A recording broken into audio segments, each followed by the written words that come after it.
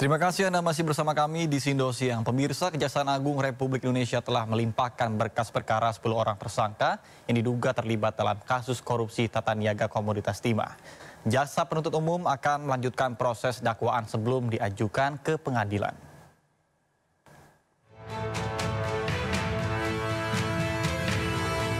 Penanganan dugaan kasus korupsi di wilayah izin usaha pertambangan IUP PT Timah Tbk periode 2015-2022 masih terus bergulir.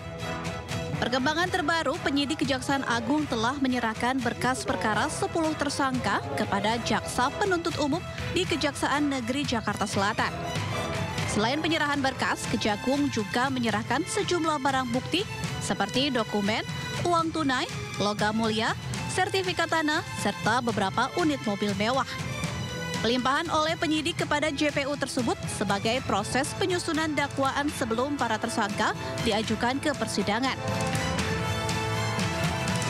10 orang tersangka di Kejaksaan Negeri Jakarta Selatan tentu diserahkan kepada penuntut umum yang ada di Kejaksaan Negeri Jakarta Selatan.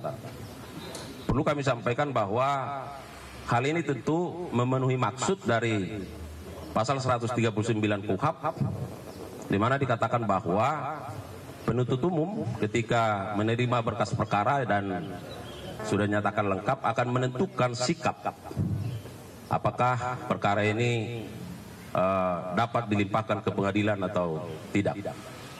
Dalam kaitan inilah maka penyerahan tersangka dan barang bukti, karena beberapa waktu yang lalu penuntut umum telah menyatakan berkas perkara lengkap, sehingga penyidik menyerahkan para tersangka hari ini dan barang bukti kepada penuntut umum di Kejaksaan Negeri Jakarta Selatan. Esensinya adalah bahwa tentu penuntut umum dengan momen ini akan melakukan penelitian terhadap para tersangka dan barang bukti yang diserahkan. Sebelumnya, penyidik Jampitsus Kejagung telah menyerahkan berkas perkara 2 tersangka, yakni Tamron alias TN dan Ahmad Albani atau AA. Sementara itu, kuasa hukum dari 4 tersangka soroti penerapan Permen KLHK dalam kasus terkait. Yaitu terkait dengan angka kerusakan ekologis sebesar 271 triliun. Nah, kami sangat keberatan dengan digunakannya Peraturan Menteri Lingkungan Hidup Nomor 7 Tahun 2014 sebagai dasar di dalam menentukan kerugian real negara. Sebanyak 12 tersangka telah dilimpahkan ke JPU dari total 22 tersangka yang telah ditetapkan oleh Kejagung. Tim Liputan iNews melaporkan.